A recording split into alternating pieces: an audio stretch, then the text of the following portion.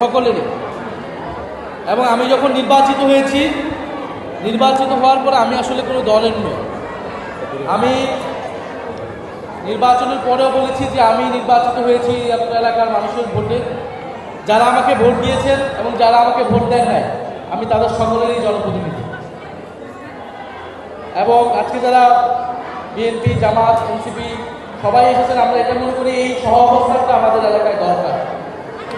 আমরা তো আগের মতো হানাহানি বিরোধিতার রাজনীতি আমরা চাই না। আমরা চাই এলাকার উন্নয়নের পক্ষে আমরা সবাই একমত থাকবো, এক জায়গায় থাকবো।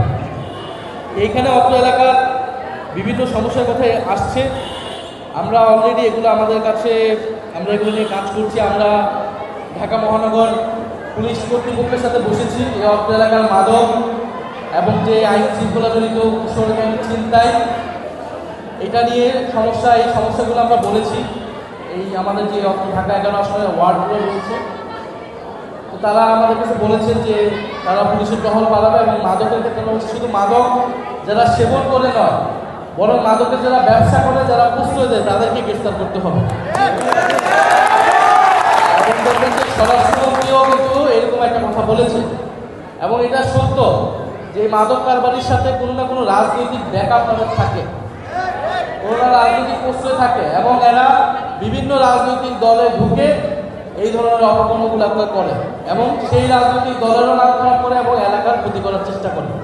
ফলে রাজনৈতিক দলগুলোর প্রতি আমার আহ্বান থাকবে, যেই দলে হোক, ইভেন আমার দলেও যদি হয়, সেটা আপনারা রাজনৈতিকভাবে সাংগঠনিকভাবে তাদের বিরুদ্ধে ব্যবস্থা নিতে হবে। কারণ এই লোক কিন্তু আপনার দলেরও ক্ষতি করতেছে, এলাকাবাসীরও ক্ষতি করতেছে। যদি রাজনৈতিক দলগুলো থেকে, ক্ষমতাসীনদের থেকে, পুলিশ, থানা পুলিশ থেকে কোনো ধরনের ব্যাকআপ না থাকে, তাহলে মাদকের কোনো আক্রমণ থাকবে না। মাদক দিকেই থাকে আসলে এই ব্যাকআপের কারণে। এবং দেখা যাচ্ছে গ্রেফতার করছে, জামিন দিয়ে দিচ্ছে, আবার বের হয়ে তারা আসছে, আবার এই কাজ জড়িয়ে দিচ্ছে। এবং মাদকের বিরুদ্ধে জনসচেতনতা দরকার, স্কুল, মাদ্রাসা, মসজিদ পর্যায় থেকে। এটার ক্ষেত্রে আমাদের স্কুলের যারা শিক্ষকগণ আছেন, মসজিদের ইমাম সাহেব আছেন, মাদ্রাসা যারা আছেন, তাদেরকে একটা দায়িত্ব পালন করতে হবে। সামাজিক নেতৃত্ব লাগবে, জনসচেতনতা লাগবে। গ্যাসের কথা বলেছেন, গ্যাসের এই পুরো এলাকার বেড়াইতে আমরা গতকালকে করেছি, সব জায়গায় একই দাবি হলো গ্যাসের দাবি। এখন সরকার এখন জ্বালানি সংকটে আছে, আন্তর্জাতিক যুদ্ধ পরিস্থিতির কারণে। আমরা সরকারের সাথে একটা প্রাথমিক পর্যায়ে কথা বলেছি, এই জ্বালানি বিদ্যুৎ সংকটটা একটু নিরসন হলে আমরা বিস্তারিত বিদ্যুৎ মন্ত্রীর সাথে নিয়ে কথা বলবো। এই অঞ্চল এলাকার গ্যাস সমস্যার সমাধান যাতে হয়, অন্তত সমাধান না হওয়া পর্যন্ত যে সিলিন্ডার গ্যাস ব্যবহৃত হয় সেটার যাতে কোনো দাম বৃদ্ধি না করা হয়, সেটা যাতে ন্যায্য মূল্যে পাওয়া হয়। আমরা এই গ্যাস নিয়ে, এটা আমাদেরকে একটু সময় দেওয়া লাগে, কারণ এটা অনেক বড় একটা সমস্যা এবং বাংলাদেশে এখন কোথাও গ্যাস দিচ্ছে না। অনেক কলকারখানাতে গ্যাস বন্ধ করে দেওয়া হচ্ছে, দেশের গ্যাস সংকটটা চলছে। ফলে আমরা আসলে মিথ্যা কোনো পরিস্থিতি এখানে দিতে পারবো না, এটা একটু সময় লাগবে। তবে ইনশাল্লাহ আমরা চেষ্টা করবো আগামী 5 বছরের মধ্যে এই গ্যাস সমস্যার একটা সমাধান করার জন্য।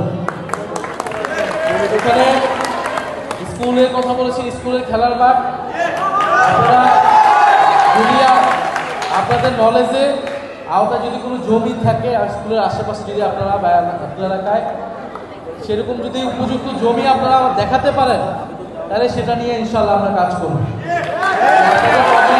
থাকে আমাদের কাছে জানাবেন। আর হচ্ছে এখানে স্কুলের ল্যাব প্রতিষ্ঠায়, এটা অবশ্যই আমরা হেল্প করবো। আপনারা এটা আইসিটি মিনিস্ট্রিতে আপনারা অ্যাপ্লিকেশন করুন, আমরা সেক্ষেত্রে সুপারিশ করব। এবং জমি নিয়ে বলেছেন অনেকে, জমি আমরা জানি আপনার এলাকায় একটা বড় সমস্যা।